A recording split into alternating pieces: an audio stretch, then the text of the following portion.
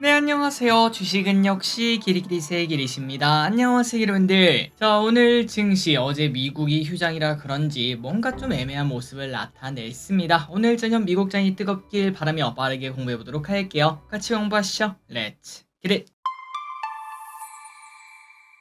자, 오늘의 공부 또 재밌고 진짜 빠르게 보고 끝내보도록 하겠습니다. 첫 번째입니다. UAE 대통령의 방한 소식. 자, 원자력 관련 이야기다라고도 말을 해볼 수 있겠죠. 오늘은 UAE 대통령이 방한한다는 이야기가 나오는 동시에 우리나라 기업 총수들이 UAE 대통령을 만난다라는 얘기도 나왔습니다. 그렇다면 우리에게 중요한 건 이겁니다. 도대체 뭔 소리 하는 거는 뭐 관심 없고 어떤 주식이 기대가 되냐? 당연히 원전을 첫 번째로 놓을 수 있고 그리고 방산, 건설 등으로 집중을 해볼 수 있다고 하네요. UAE는 원전을 향후 30년간 3배로 늘리겠다 이렇게 말을 했고 그리고 이란을 견제하기 위해서 한국산 무기에도 관심을 가질 수 있다고 하니까 방산주도 볼 필요가 있으며 마침 또 오늘 우주항공, 방산 이쪽 주가가 올라가는 것도 확인할 수 있었습니다. 자, 대통령이 왔다는 것은 뭐 중요한 의미가 될 수 있겠죠. 추가 소식 계속 확인해 보도록 할게요. 다음입니다. 코스피 도대체 언제 오르는 거니? 요즘 전 세계 증시는 실제로 전부 다 뜨겁습니다. 유럽도 대만도 미국도 홍콩도 그냥 다 뜨거운 모습인데요. 코스피 코스닥은 여전히 아쉽다고 하네요. 실제로 한번 비교를 해봤을 때 유로스톡스는 올해 11% 상승을 했습니다.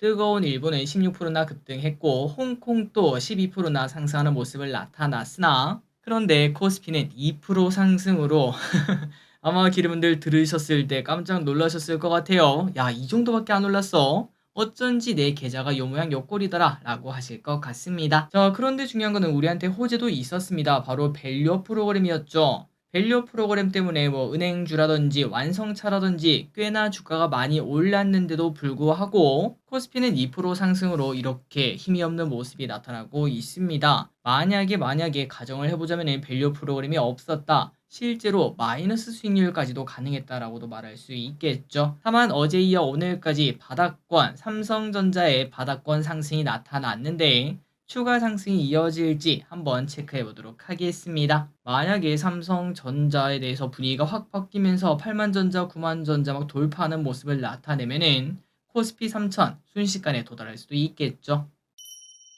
다음입니다. 너도 바닥이니 어제 장 막판에 급등한 친구는 삼성전자만 있는 게 아니었습니다. 바로 2차전지도 왼쪽에 ETF를 보시면 아시겠지만 강하게 올라오는 모습을 확인할 수 있었는데요. 그래서 몇몇 사람들은 이거 바닥인가 라는 생각을 하고 계실 듯 합니다. 자, 그렇다면 증권가 전망은 어떨까? 일단 이름에는 올해 하반기에는 반등이 가능할 것으로 본다고 합니다. 그 근거는 신규 전기차 출시 모멘텀 플러스 그리고 실제로 실적을 예상해 봐도 일단 2분기까지는 끔찍하다고 합니다. 2번, 그러니까 지금 현재까지는 실적이 좋지 않지만 그런데 3분기부터는 오히려 기저효과로 크게 반등할 수 있는 걸 확인할 수 있다고 하네요. 그래서 개인적으로 지금 2차전지는 2년 전 그 어느 때쯤에 반도체랑 비슷한 시점이라고 생각이 듭니다. 뭐 삼성전자 5만원대, 6만원대 이 정도 라인이라고 말을 해볼 수 있겠죠. 여기에 대해서 여러분들이 어떻게 생각하시는지 이것도 개인적으로 좀 궁금한데 일단 오늘은 전날 오른 걸 반납하는 모습을 나타냈습니다. 그리고 매번 말씀드리지만 2차전지라고 말을 해서 야, 그럼 에코프로 친구들 사야 되냐? 그건 절대 아닙니다. 에코프로 친구들은 여전히 고평가되어 있다 이러한 평가가 많고 그 반면 삼성, SDI, 그 다음에 포스코 퓨처엠 등 이 친구들은 나름 저평가다 이러한 평가가 있는 걸 확인할 수 있죠. 그 두 친구를 먼저 공부를 해보시면 좋을 것 같습니다.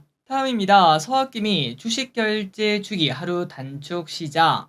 자, 미국 주식 하시는 분들은 뭐 이미 다 알고 계시는 내용일 듯 합니다. 오늘부터 미국 주식을 하게 되면 결제 주기가 하루 단축된다고 하는데요. 그러니 우리가 보통 미국 주식을 매도하면 시차 때문에 3일 뒤에 그 현금을 받을 수 있었는데 그런데 이제는 이틀 뒤에 받을 수 있다고 합니다. 그래서 이 부분은 참고하시면 될 것 같고요. 그리고 여기서 중요한 부분이 있습니다. 바로 우리가 배당 투자를 할 때 항상 우리가 며칠 전에 매수를 해야 되지 않았겠습니까? 배당 기준일 이틀 전에 매수를 했어야 했는데 그런데 이제는 하루 전에 매수를 해도 되기 때문에 뭐 큰 차이는 없긴 하겠지만 그래도 이제 배당주를 매수할 때는 이 부분은 참고하시면 될 것 같습니다. 다음입니다. 아스코가 코앞인데 바이오는 이벤트에 살고 이벤트에 죽는 섹터입니다. 그런 바이오에게는 아스코라는 이벤트는 매우 중요할 듯한데요.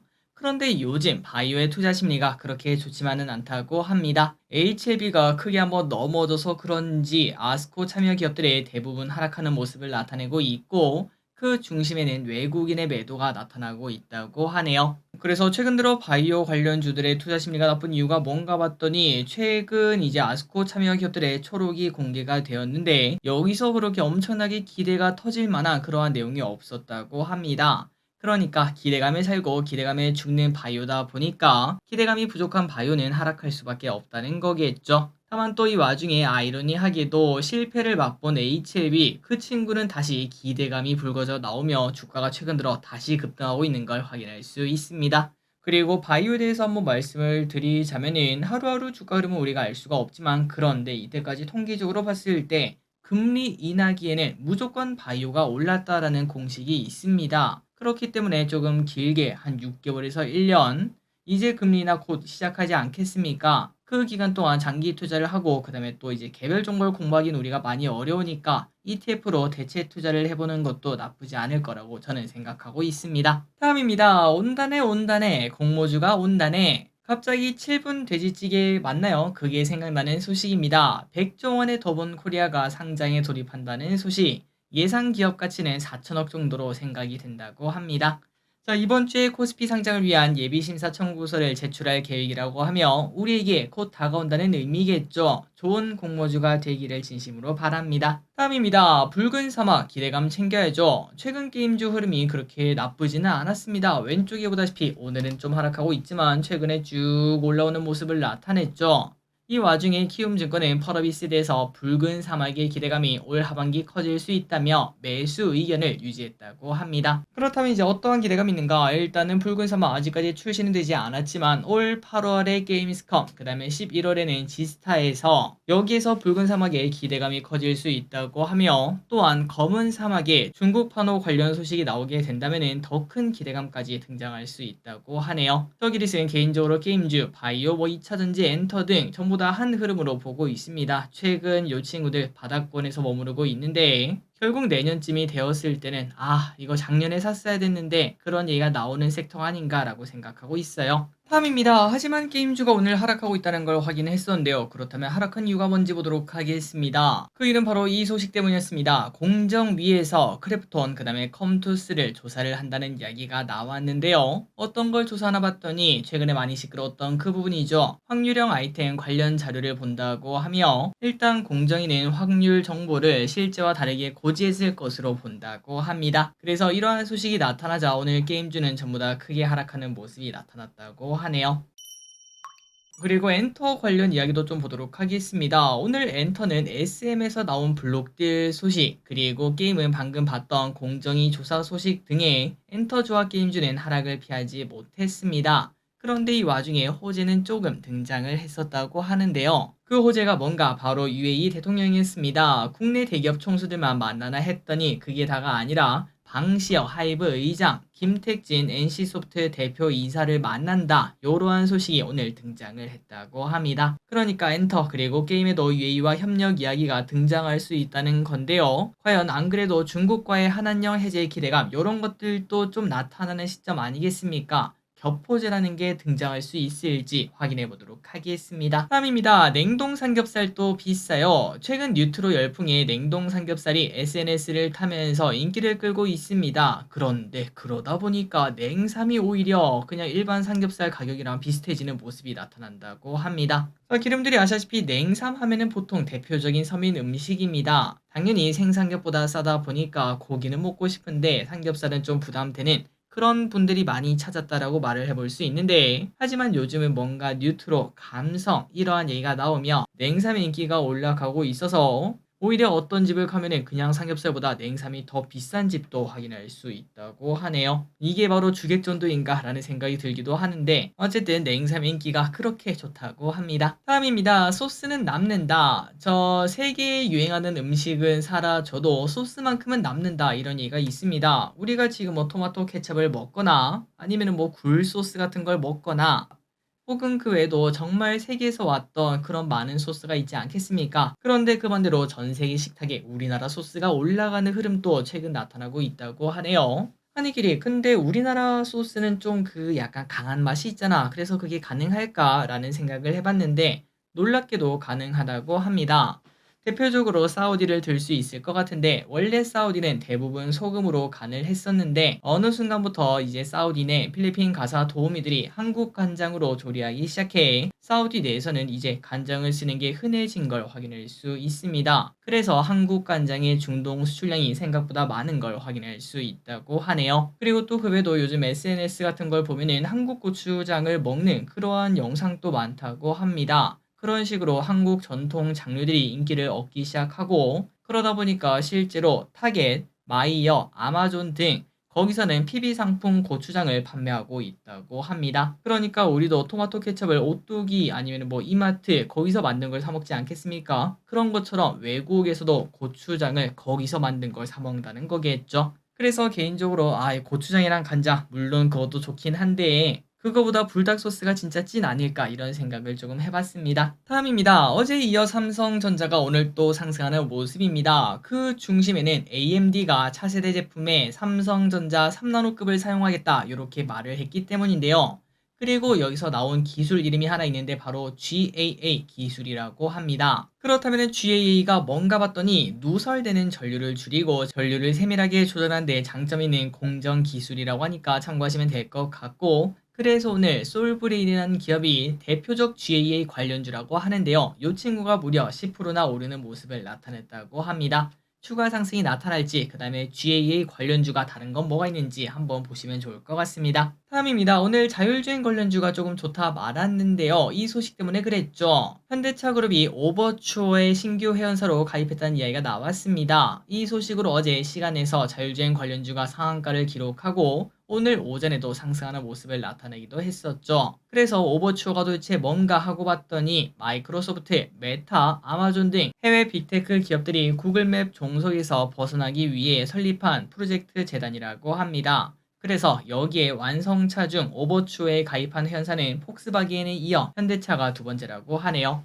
자 그렇다면 현대차가 가입한 이유가 뭔가 바로 구글과 애플 등은 자사 지도 정보를 사용하는 것에 당연히 비용을 부과하고 일부 제약을 두고 있다고 합니다. 그러니까 그냥 답답해서 내가 새로 만든다 이런 의도라고 말을 해볼 수 있겠죠. 그러다 보니까 자율주행 관련주가 오늘 살짝 좋은 모습 나타냈습니다. 다음입니다. 현대차가 인도 IPO를 위한 자문사 선정을 마치고 이름에는 6월 예비 서류를 제출한다고 합니다. 자문사로는 CT, JP모건, HSBC, 모건스탠리와 현지투자은행을 선정했다고 하는데요. 이번 인도 상장으로 조달하는 자금은 약 4조 원에 이른다고 합니다. 이는 인도 증시 기준 역대 최대 규모라고 하니까 거기서도 많이 뜨거운 감자라고 얘기를 해볼 수 있겠네요. 그렇다면 이제 이 돈으로 뭐하나? 당연히 현지 전기차 생산 시설과 인프라 구축에 사용할 예정입니다. 인도는 아직까지 전기차 시장이 무르익지 않은 신흥 시장이다 보니까 더 발빠르게 현대차가 거기를 장악하기 위해서 움직이는 모습입니다.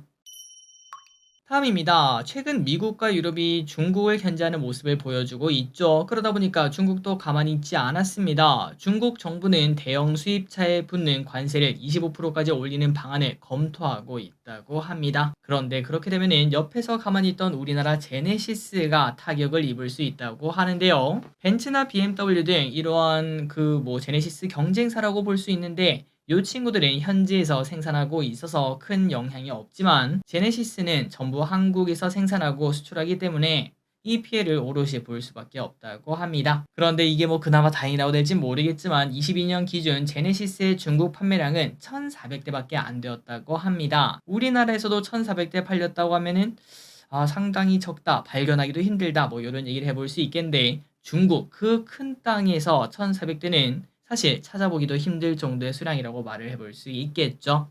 어쨌든 제네시스의 중국 진출은 조금 더 힘들어질 전망이 나타난다고 합니다. 다음입니다. 미국이 중국 태양광에 관세를 올릴 것이라고 발표하고 있는 상황에 최근 들어 태양광 관련주가 엄청나게 좋은 모습을 나타내고 있는데요. 하나솔루션이 그 기회를 놓치지 않겠다고 합니다. 자, 올 하반기부터 중국산 모듈의 영향력이 빠르게 줄어들 것으로 보고 그 자리를 채우고 태양광 종합 솔루션으로 나아가겠다 이렇게 하나솔루션은 말을 했고요. 발전소 개발부터 기자재 공급, 설계, 조달, 시공, 매각까지 아우르는 종합 솔루션을 제공하고 경쟁력을 강화하겠다 이렇게 말을 했다고 합니다. 그러니까 물 들어올 때 노젓겠다는 거겠는데 과연 과거의 영광을 찾을 수 있을지 하나솔루션의 흐름을 지속적으로 확인해 보도록 하겠습니다. 다만 증권사들의 시각을 봤을 때 태양광이 올해까지는 좀 힘들 것이다. 여전히 태양광 그 재고가 너무 많이 쌓여있다. 이런 얘기도 있다고 하니까 참고하시기 바랍니다. 다음입니다. 유럽연합이 유럽판 IRA라고 불리는 탄소중립산업법 NGIA를 최종 승인했다고 합니다. 미국이 IRA로 반도체 등 관련 산업 투자를 받아들이자 이에 대응하기 위한 법안으로 추진한 거라고 하는데요. 청정기술 관련 사업의 허가와 절차를 간소화하고 여개 국가에서 수입되는 상품의 배출권 거래제 가격에 상응하는 탄소 가격을 부과해 공정 경쟁을 유도하는 내용이라고 합니다. 그렇다면은 야 우리 결국 또 유럽 가가지고 막 공장 지어야 되냐 미국처럼 그렇게 하냐라고 생각을 했는데 그런데 직접적 보조금은 포함되지 않아 사실상 효과는 크지 않을 것으로 보인다고 하네요. 추가적으로 이야기가 나올지 볼 필요가 있겠습니다. 마지막 소식입니다. 오늘 LG전자가 확실하게 겉토양을 보여줬는데요. 그렇다면 그 이유가 뭔가 봤더니 다 또 한 통속이네요. AI, 에너지 이쪽에 관련된 내용이라고 합니다. 자, 도대체 뭔 소린가? 도대체 LG전자가 뭐가 관련이 있나 하고 봤더니 아시다시피 LG전자는 뭐 전력 관련주도 아니고 원자력 관련주도 아니고 전선 관련주도 아닙니다. 그런데 열관리 관련주라고 하는데요. 여러분들이 아시다시피 데이터 센터 정말 많은 전력이 사용되는 곳 아니겠습니까? 그런데 그 안에서 어마어마한 열이 발생할 수밖에 없고 그리고 놀랍게도 데이터 센터에서는 이 열을 식히는데 전력 사용의 50%가 들어간다고 합니다. 그러니까 정확하게 말해서 데이터 센터 돌리는데 50% 들어가고 그 다음에 열 식히는데 50%가 들어간다고 하니까 절대 열 관리를 무시할 만한 그러한 단어가 아니라는 걸 확인할 수 있죠. 그러다 보니까 갑자기 또 열 관리에 대한 관심이 높아지게 되고 이거를 국내에서 가장 잘하는 기업이 LG전자라고 합니다. 그래서 LG의 HAVC 냉난방 공조 시스템의 매출은 연평균 30에서 40% 성장할 것으로 전망이 된다고 하며 이러한 분석이 나오면서 오늘 LG전자 엄청나게 뜨거운 모습 나타냈습니다. 자, 오늘의 공부 여기까지 끝났습니다. 항상 이렇게 같이 공부해서 진심으로 감사합니다. 지금까지 길이셨습니다. 빠이요.